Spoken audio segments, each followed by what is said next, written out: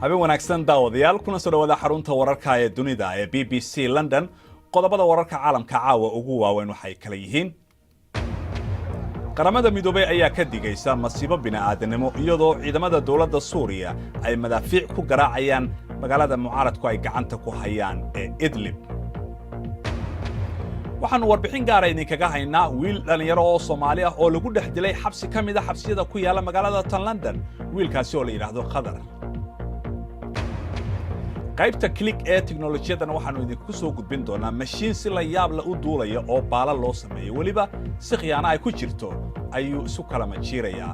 mashiinkaasi waxaanu ku bilaabaynaa magaalada Idlib oo ah goobta ay ugu xoog badan yihiin mucaaradka wadanka Suuriya oo dhan waxaa lagu qiyaasay in ugu yaraan 200 oo qof oo rayid ah oo ay ku jiraan 50 caruur ah lagu dilay magaalada isagoo BBC-da la hadlayay Panos Momtis oo ah ninka madaxda ka ah barnaamijka qaramada midoobay ee dhinaca bini'aadanimada wadanka Suuriya ayaa waxa uu sheegay in ugu yaraan 2 milyan qof ay ka barakaceen halkaasi Suhayba Maxamed Badqas ayaa ka waramaysa halkani waa gobolka Idlib kadib duqeymo dheeraad ah oo dhanka cirka ah oo ay ku qaadeen ciidamada dawladda kooxaha mutadawiciinta ee badbaadada ayay u tahay xilli cabsi ah waxa ay burburka dhismayaasha ka baarayaan dad ku hoos jira wajiga weeraradan rogaal celiska ah oo ay dawladdu qaadayso ayaa kumanaan qof waxa ay ka barakaceen guryahooda waxaan aad uga xunnahay xaaladda ka jirta dhulka waxaan aragnay ku dhowaad 4 milyan qof oo hadda dhow un soo barakacay dadkaasina waxay hadda ku sii jeedaan dhanka xuduudda Turkiga dabcan waa arrin musiibo ku ah dadka degan gobolka Idlib tanina waa tusaale muujinaysa masiibada inta ay gaarsiisan tahay wasaqda iyo xeryahan cawshadaha ka samaysan ay halkan ku yaala ayaa ka mid ah waxa ka haray Idlib tan iyo markii ay weerarada bilowdeen xeryaha rasmiga ah durbaba waa ay buuxaan ma jiraan adeegyo halkan ka socda waxaana iman kara qabow daran ma haysano hooy waxaan la daalaa dhacaynaa in aan helno cunno si wanaagsanna uma qaadano raashinka waxaan si taxadar leh u tashiilnaa dhibicda biyaha ah ee aan helno dalalka kale ma awoodaan miya in ay wax ka qabtaan arrintan uma jeedaan miya waxaan oo idil ciidamada ay taageerayaan dawladda Suuriya iyo sida la aaminsan yahay diyaaradaha dagaalka ee Ruushka ayaa guulo ka gaaray gobolkan muddo toddobaadyo ah ayaga oo sheegay in ay bartilmaameedsanayaan kooxo jihaadoon ah iyo falaagooyin kale oo ka soo jeeda deegaano kale guusha ugu weyn ee halkan oo ah gobolkii ugu dambeeyay oo gacanta ku hayaan falaagada ayaa ka dhigan in dagaalka sokeeye uu u dhow yahay in uu dhamaado balse shacabka ayay dhibaatada ugu weyn soo gaaraysaa ugu yaraan 11 qof ayaa ku dhintay horaantii toddobaadkan duqeymo la eegtay suuqan qudaarta marka maxaa xiga militariga Suuriya ma waxa ay doonayaan in ay la wareegaan goobo istiraatiiji ah mise waxa ay isku dayayaan in ay la wareegaan gobolka oo dhan iyadoo ay kor u sii kacayso tirada dhalinyarada Soomaalida ee ku xiran xabsiyada magaalada London ee wadankan Britain sida ay sheegayaan mas'uuliyiinta ammaanka ayaa waxa arbacadii lagu dilay xabsiga Wormwood Scrubs Qadar Saalax oo ah wiil Soomaaliyeed oo 25 jir ah kaasi oo lagu tooriyeeyay xabsiga dhexdiisa halkaasi oo hooyadii ay u haysatay in ay u noqonayso goob ammaan ku helo Qalib Baruud ayaa ka waramaya xabsiga Wormwood Scrubs waxa uu leeyahay taariikh xun waana meel ay maxaabiistu aad isugu layso 2 maalmood ka hor waxaa lagu dilay Qadar Saalax oo 25 jir ahaa hooyadii Aamina Ducaale 2 habeen ka hor ayaa loo soo sheegay geeridiisa xaqiiqdii waxay aad uga murugaysan tahay inuu ka baxay iyo sidoo kale inaga inuu naga baxay waxay dareemaysaa in meel amni ah uu joogo oo ah xabsiga Qadar Saalax dhawaan ayuu guursaday waxa uuna ka dhintay wiil yar oo sanad jira waxa uu 9 bilood ku xidhnaa xabsiga Wormsworth 2 habeen ka hor ayaa qoyskiisa lagu wargeliyay in midi lagu dhuftay 7 jeer waxaan la hadalnay 4 maalmood ka hor intaan la dilin dhib ayuu dareemayay noloshiisa ayuu u baqayay dilka loo geystay Qadar waxa uu dhiilo ku abuuray dadka xabsiga ku soo booqanaya ehelkooda aad ayaan uga naxsannahay waxa dhici doona hadda kadib qof walba oo maanta xabsiga soo booqanaya wuu ka naxsan yahay waa arrin cabsi leh waan u naxsanahay qoyska marxuumka sababtoo ah qofkii aad jeclayd ayaa lagaa dilay baaritaan la sameeyey 2 sano ka hor ayaa xabsigan oo maxaabiis Soomaaliya ku jirto lagu sheegay inuu yahay mid khatar ah qiyaastii bil walba waxaa ka dhaca 40 ilaa 50 gacan ka hadal boqolkiiba 25 falalkani waa kuwa la xidhiidha iskooxaysiga dhallinyarada burcadda ah waxaa kale oo la sheegay in maxaabiista maalintii 1 saac oo keliya laga soo daayo qolalka ay ku xidhan yihiin wasaaradda cadaaladda ayaa sheegtay in kormeer kadib wax laga beddelay maamulka xabsiga si loo dhimo gacanka hadalka maxaabiista hase yeeshee qoyskii Khadar Saalax waxay ka cabsi qabaan in mustaqbalka dad kale lagu dilo xabsigan haddii aan ammaanka maxaabiista wax laga beddelin faahfaahin dheeraad oo ku saabsan warbixintaasi iyo kuwo kaleba waxaad ka heli kartaa boggayaga bbcsomali.com adiga oo ka galaya moobilkaaga bal markan aynu eegno qodobada kale ee ku jira wararka dunida ee maanta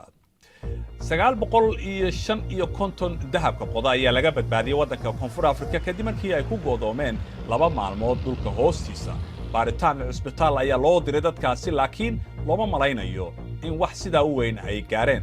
waxaa dadka laga soo saaray godka markii duufaano ay gooyeen korontadii meesha macdanta laga qodo ee Patricks la yiraahdo oo ku taal gobolka Orange Free tobanaan qof ayaa loo malaynayaa in ay ku dhinteen markii ay doontii ay saarnaayeen 90 qof oo muhaajiriin ay ku degtay magaalada Zuwara oo xeebta galbeed ee waddanka Liibiya ah badi dadka dhintay waxaa loo malaynayaa in ay u dhasheen waddanka Pakistan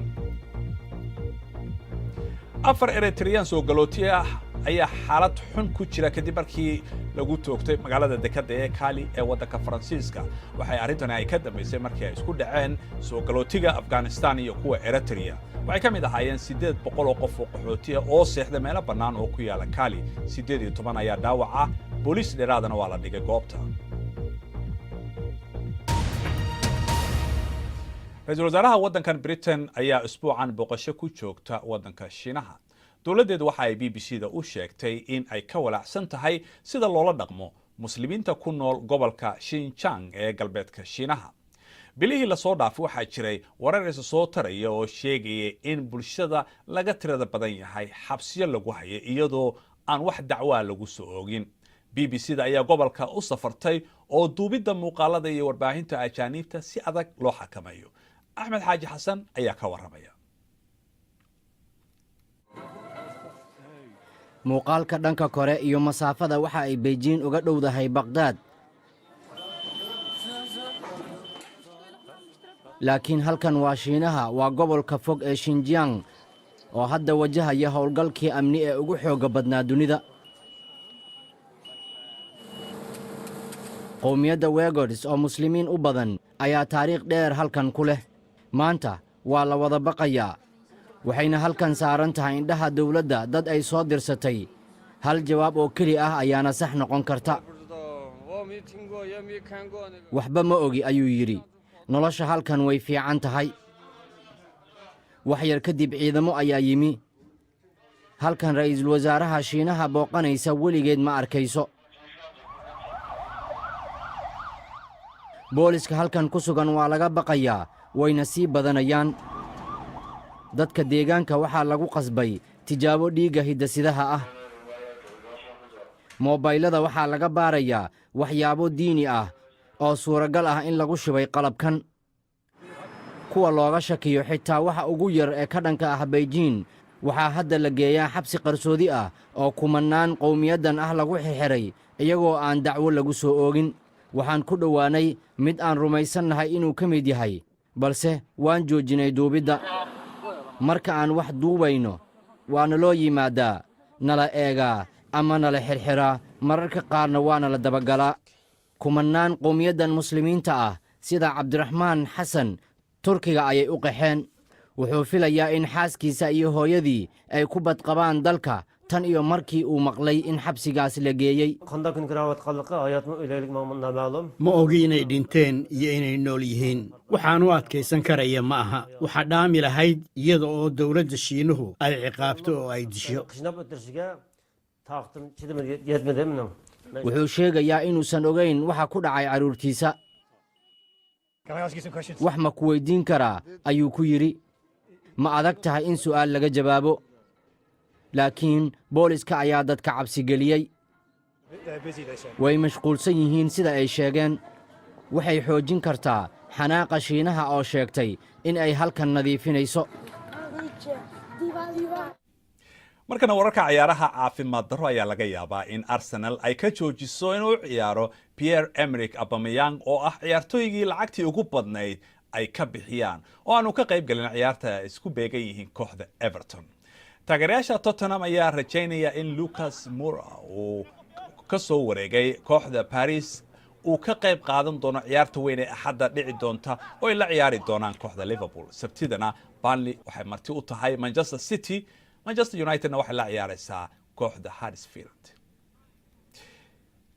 dhinaca tenniskana 4 ciyaarood ayaa la yeelanayaa koobka Davis Cup la yiraahdo wareegga koowaad magaalada Brisbane ee Australia. Jarmalka iyo Australia ayaa ishaya kadib markii labadooduba ay ku soo guuleysteen ciyaarihii kelida ahaa maalintii koowaad. Alexander Zverev iyo Nick Kyrgios ayaa labaduba ku guuleystay. kooxda Spain waxa iyana is arkayaan Great Britain.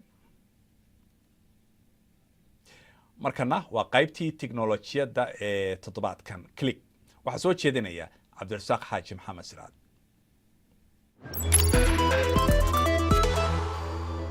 fiidmeertan robotka ah patpod waxa ay samaysaa waxa u eg duulimaadka fiidmeerta. hadda waxa shaaca ka qaaday culimmada sayniska ee Maraykanka. sida fiidmeerta dhabta ah pod waxay dhaqaajin kartaa baalkeeda garab si gooniya waxaanay baalkeeda ka dhigi kartaa siday si la yaab leh u dhaqdhaqaaqi karto. way ka karti fiican tahay droniska iyo robotska duula markaa baytariga saarani muddo dheer buu shaqayn karaa. miyaad ka xun tahay inaad ka hadhay markii xoogga loo helayay lacagta dijitalka ah keligaa ma tihid. xataa sharikadaha waaweyn ee farsamada ayaa wada inay meel gaadhaan inay iibiyaan iyo inay iibsadaan maya ee waa sida adag ee loo samaynayo. sharikadda weyn ee koonfurta kuuriya Samsung ayaa ku dhawaaqday inay samayso qalab cusub oo lagu baadhayo lacagtan dijitalka ah. macnaheedu waxa ay tahay in mushkilado badan oo dhinaca xisaabta ah xal loo helo. Amazon ayaa sheegay iyagu gaarna u yeelan doonaan rabadh lagu xidho gacanta oo raacdaynaya dadka shaqaalaha dhaqdhaqaaqooda. waxa kale soo celinaysaa war u digaya qofka xidhan inaanu gaadhin meelo khalada. Amazon waxa ay ku tilmaantay farsamo tiknoolajiya oo wakhtiga kaydinaysa, laakiin kuwa iyaga canaananaya waxa ay leeyihiin waa hab aad intuu u durkay la doonayo in la eego sida shaqaaluhu u shaqeeyo. 10 bilood oo kaliya markii la sii daayay Nintendo Switch wuu ka iibbatay kii ka horreeyay Wii U. Nintendo waxay iibiyeen 7.23 milyan oo mashiinka lagu cayaaro ah 3 bilood eena soo dhaafay. iibkuna uu noqday markaa 14.86 milyan. Wii U waxa ay bilaabeen iibka November 2012 waxay iibiyeen 13.56 milyan oo qaybood dabeetana waabay joojiyeen 2017.